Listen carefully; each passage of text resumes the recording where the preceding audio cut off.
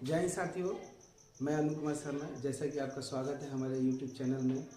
आज हम बात करेंगे रेलवे ग्रुप डी के लेकर, जो आगामी 31 तारीख से चालू हो गया है ऑनलाइन अप्लाई फॉर्म।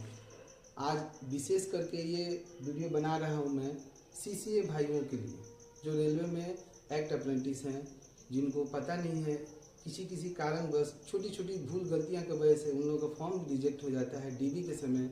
और आज ये चीज़ हम लोग जान जाएंगे और इसको बढ़िया से समझ के काम करेंगे, अप्लाई करेंगे, फॉर्म भरेंगे, तो उस समय DB में आप लोगों को कोई प्रकार की तकलीफ और दिक्कत सामना नहीं होगा।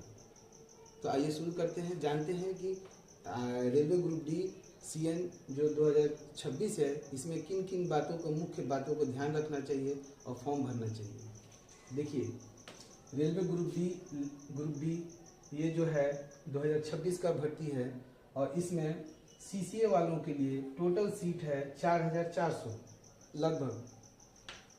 एज का क्राइटेरिया रखा गया है 18 बरस से लेकर 33 बरस UR के लिए, और OBC के लिए है जो है 3 साल एक्स्ट्रा मिलता है, और SC ST के लिए 5 साल एक्स्ट्रा मिलता है। ये आप लोगों को कास्ट के ऊपर वेरी करता है कि किनको कितना एज रिलैक्सेशन मिले।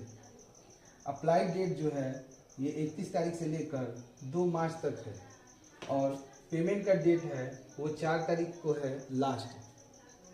करेक्शन, यदि फॉर्म भरते समय किसी प्रकार की त्रुटि, भूल, गलतियां हो गई हो तो आपको करेक्शन करने के लिए ये जो डेट दिया गया है 5 से लेकर 14 तारीख तक, और ये मार्च के महीने में ही है लास्ट। आइए, मुख्य बातें हैं, जरा गौर से समझते हैं कि किन किन बातों को फॉर्म अप्लाई करते समय मद्देनजर ध्यान से देखना होता है। पहला चीज़ है 10वीं का कास्ट सर्टिफिकेट, 10वीं का बोर्ड का सर्टिफिकेट और मार्कशीट सही से भरे और अप्लाई करें। दूसरा आता है आपका ITI में जो आप मार्कशीट जो है आपका और जो सर्टिफिकेट है ITI का, वो भी बहुत ज़रूरी है, उसको भी बढ़िया से देख के आप लोग फॉर्म भरिएगा।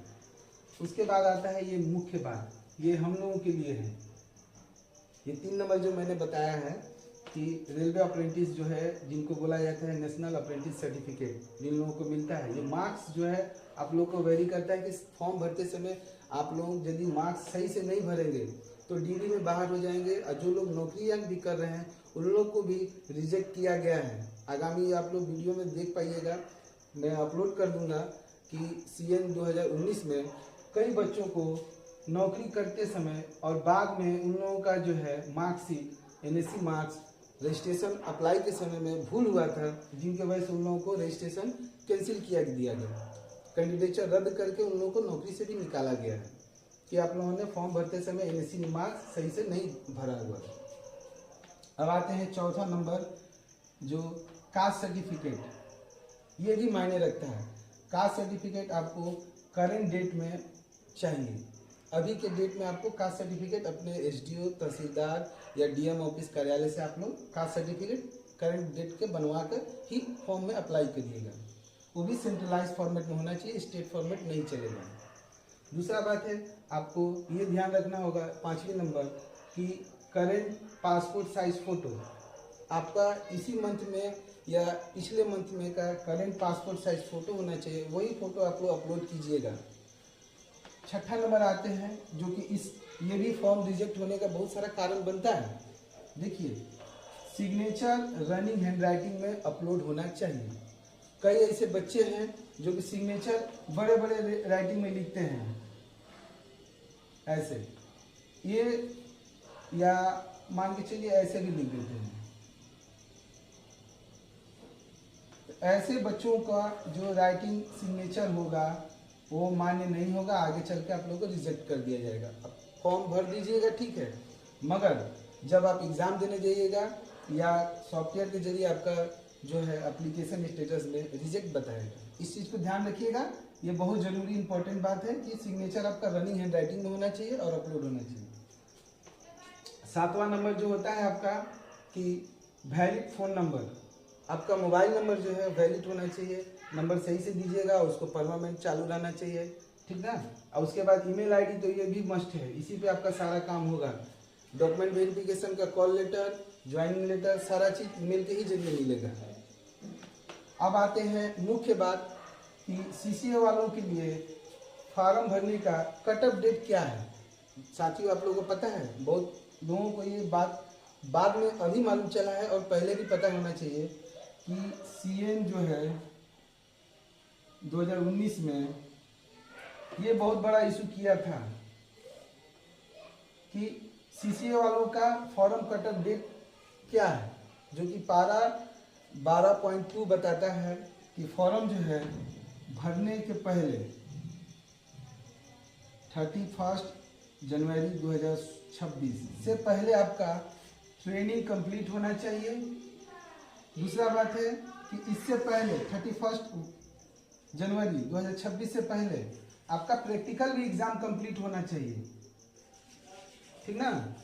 ये बहुत जरूरी है। ये दो बातें कंप्लीट करते हैं तभी जाकर आप फॉर्म अप्लाई कर सकते हैं। अन्यथा ये दो आप कंप्लीट नहीं करते हैं, इस डेट के बाद वाले जो फॉर्म भरेंगे उन लोगों का रिजेक्ट होगा, और नहीं रिजेक्ट होता है तो फाइनल डिग्री में आप लोग बाहर हो जाइएगा। इस बात को आप लोग गौर से सुनिएगा। आप लोगों का ये जो है 31 जनवरी और 31 जनवरी के पहले आपका ट्रेनिंग कंप्लीट होना चाहिए और प्रैक्टिकल एग्जाम का भी कंप्लीट हो जाना चाहिए। आते हैं मुख्य बात जो मैंने बताया था कि फॉर्म अप्लाई के समय आपको एनएससी मार्क्स सही इनपुट करके डालना चाहिए। ये यदि मार्क्स आप गलत डालते हैं तो आपको डीडी में तकलीफ का सामना करना पड़ेगा और रिजेक्ट हो जाएगा। अब आइए चौथा नंबर, फाइनल सबमिट करने के पहले आपको रीचेक जरूर कर लेना चाहिए कि आप फॉर्म भरे हैं तो क्या ये गलत भरा गया है कि सही भरा गया है। एक पॉइंट पर आप ध्यान दीजिएगा और उसको रीचेक करिएगा, तभी जाकर फाइनल सबमिट कीजिएगा। मान लीजिए किसी कारण से आप लोग फाइनल सबमिट कर दिए हैं तो आपको ये भी जानना होगा कि एप्लीकेशन का जो है प्रिंट आउट भी कॉपी आपको निकाल के देख लेना चाहिए, उसमें क्रॉस चेक करना चाहिए। आप खुद से समझिए, देखिए कि हाँ हमने क्या फॉर्म भरा है, कहाँ हमने गलती की है। उसके बाद लास्ट आपका है, यदि आपने फॉर्म गलत भर दिया हो तो करेक्शन डेट के पहले आपको हर हाल में अपना फॉर्म को सुधार कर लेना है। ये बात को ध्यान रखिएगा।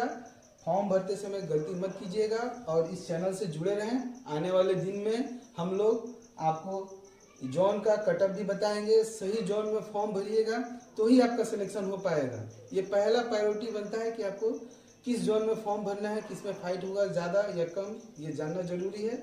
इस चैनल से जुड़े रहिए। इस चैनल के माध्यम से हम लोग आपको बता पाएंगे कि हाँ आपको किस जोन में फॉर्म भरना चाहिए। मैं बताऊंगा अपना पर्सनल एक्सपीरियंस है कि आप लोग कम से कम फॉर्म भरने का 4 सप्ताह है, 2 सप्ताह वेट कीजिए। ये 2 सप्ताह में क्लियर हो जाएगा कि किस जोन में हम लोग को फॉर्म डालना चाहिए या नहीं डालना चाहिए। अभी जो बच्चे भर रहे हैं तो वो लोग अपना रिस्क पर समझेंगे। फिलहाल मिलते हैं अगले वीडियो के लिए। यदि ये वीडियो अच्छा लगा हो तो आप प्लीज़ इस चैनल को लाइक एंड सब्सक्राइब करें और मिलते हैं नेक्स्ट वीडियो के लिए। तब तक के लिए जय हिंद, धन्यवाद।